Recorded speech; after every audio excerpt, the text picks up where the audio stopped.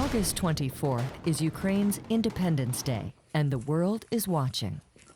Ambassador Andrew Young knows the price of the fight for freedom. Freedom is a constant struggle, and you never get to the point where you can take it for granted.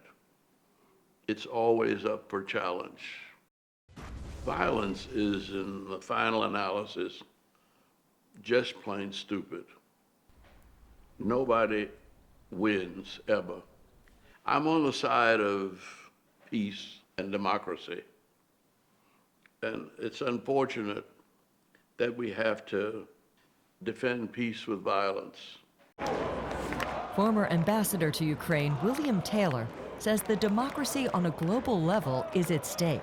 They've been free, independent, sovereign for 30 years. And their Independence Day is important to them for that, and they're fighting for that independence.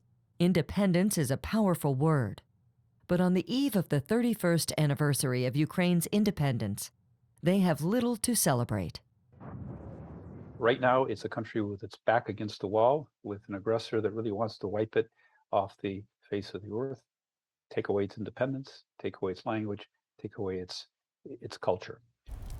It's really an existential battle for Ukraine as we speak. It's not just the patriotism and nationalism and recognition and celebrating freedom.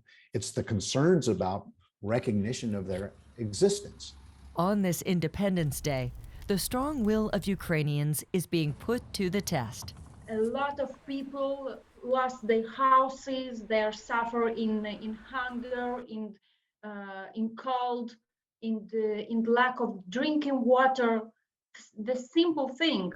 Ukrainian children are in constant peril in all parts of the country. There was a very big attack in Kremenchuk, and it was not far from this hospital where I gave the birth of my baby. It was also in bomb shell, and this was not so happy day for me because it was very hard. And after the birth of my child, it was the night, and maybe 4 or 5 times we should go to a bombshell, and we couldn't sleep or rest after this. We are waiting for receiving special baby incubators. Why? Because in different areas of Ukraine, we have more than 12 perinatal centers and maternity hospitals, which need such very special medical equipment, mobile incubators, because during bomb alarms and during rocket attacks, it is necessary to go together with newborns to shelters. And in Ukrainian hospitals, we have not enough such mobile incubators. This year's Independence Day means more than ever before. I am so proud of the people of Ukraine. I wondered, where they get the fire, the courage, the determination. And I remember going to Kiev, and I remember being impressed with Ukraine. It's a beautiful country, and they were beautiful people. But with war comes new challenges. Atlanta Rotarian Emery Morsberger is answering the call. New at 5:30, help for Ukraine is coming from right here in Atlanta. This man, Emery Morsberger, is boarding a flight right now. His destination, Ukraine, where he will deliver critical medical supplies. Morsberger is the president of Tucker Summit CID and received a call for help from the Rotary International Club. Morsberger said he jumped at the opportunity to do his small part to help Ukraine win this war.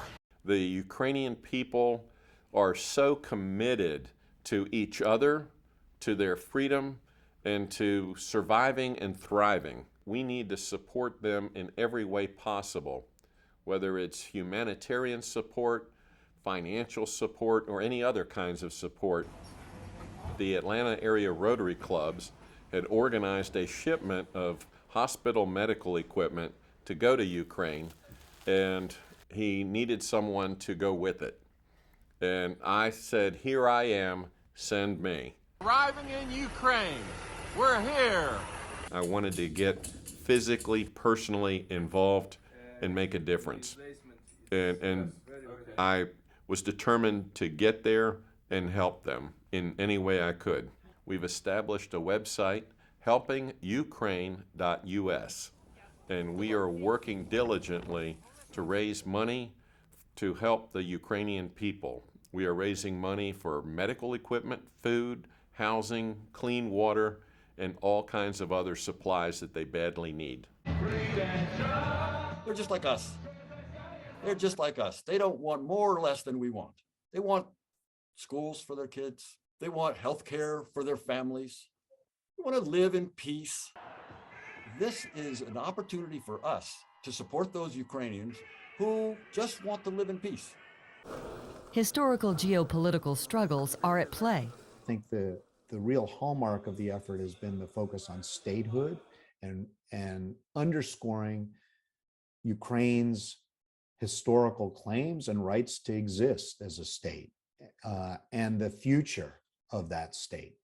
And because, like I said, the patriotism and the national sentiment and the need to celebrate freedom, I think, is being imposed on them by the war. That is a galvanizing event.